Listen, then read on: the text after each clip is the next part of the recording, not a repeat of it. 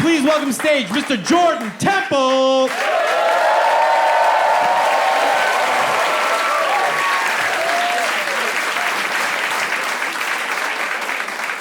Yeah, it's me, nigga.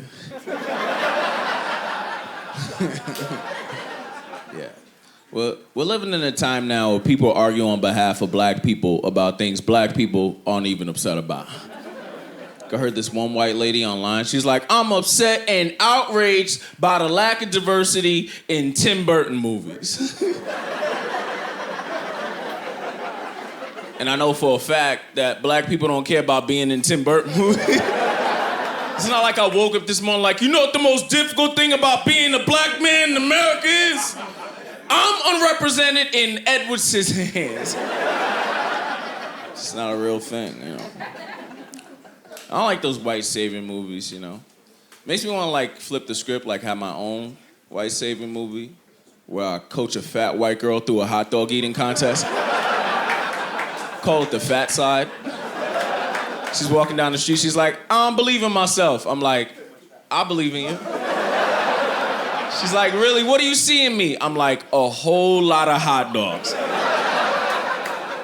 And then she chokes and dies on the hot dog.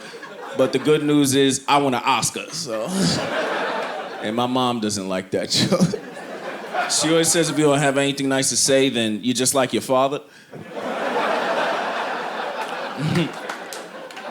My girlfriend is white, that's just who she is, it's not a come up. And I feel like the dangers we experience apart are neutralized more together, that makes sense? Like one time we were on the subway platform facing each other and standing behind me, looking in her direction, was the guy's like licking his lips. It's like putting on chapstick for way too long. And she felt nervous, held my hand, felt safe. And then standing behind her, looking in my direction, were two fully uniformed police officers.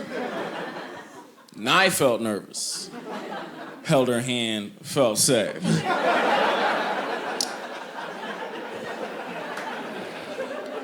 And then a cop started putting on chapstick.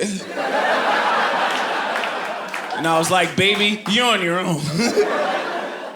Yeah, this actually happened to me recently. I was pulled over by the cops in a cab.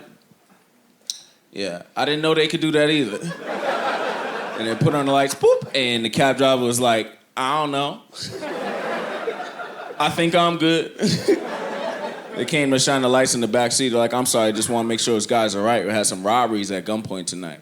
And it made me nervous because, like, as a kid, like, cops would come to my school and read books to us. But, like, in that moment, I felt like I was in a Dr. Seuss book that was trying to demonstrate racism to children. Just like, cop I am cop I am. I do not like black man or woman. I would not like them on a boat. I would not like them on a goat. I would not like them eating cookies. I would not like them wearing hoodies. I would not like them anywhere, to be honest. Except maybe my fantasy basketball team. They came over like, where are you coming from? I was like, a comedy show. They're like, where are you going to? I was like, a comedy show. They're like, oh, really? You're a comedian? Tell me a joke. And I was like, you just pulled over my cab.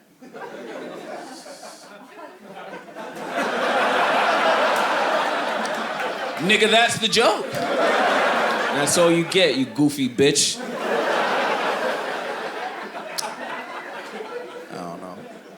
I don't know, I think race relations are getting better, though. I don't know if y'all heard, but a KKK leader was caught with a black gay prostitute. Yeah, sounds progressive. He hates blacks, he hates gays when they're together for some reason. He's like, oh, I dabble. Like, two things he hates became something he loves, you know? I get it, I hate mayonnaise and tuna fish. But when they're together, who would've known?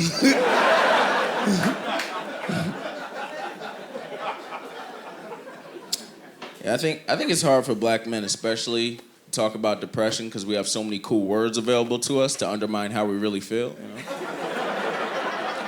Like a couple years ago, I was having some suicidal thoughts and depression, so I checked myself into a psych unit, and I know you guys are looking at me like, Jordan, but you're so handsome and well put together, but you know what they say, black don't crack, only psychologically.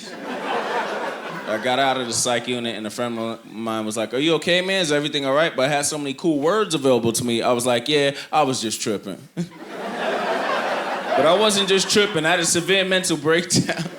If anything, I might have been bugging, but I wasn't tripping. I went to see my therapist. He's like, "How's your week?" I was like, "I was on one."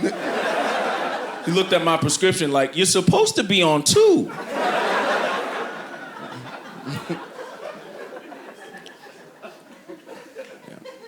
People have weird beliefs. I think it's funny how some people don't believe in depression but believe in Jesus. Like, Jesus was depressed. Like, he washed people's feet using his hair and tears.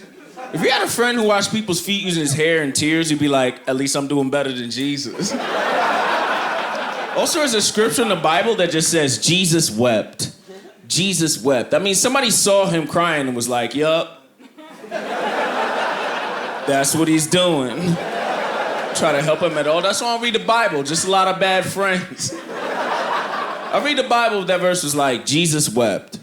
And then I went and asked him if he was all right. And he said it's not one big thing, just a lot of little small things. Thank you. I'm Jordan Temple.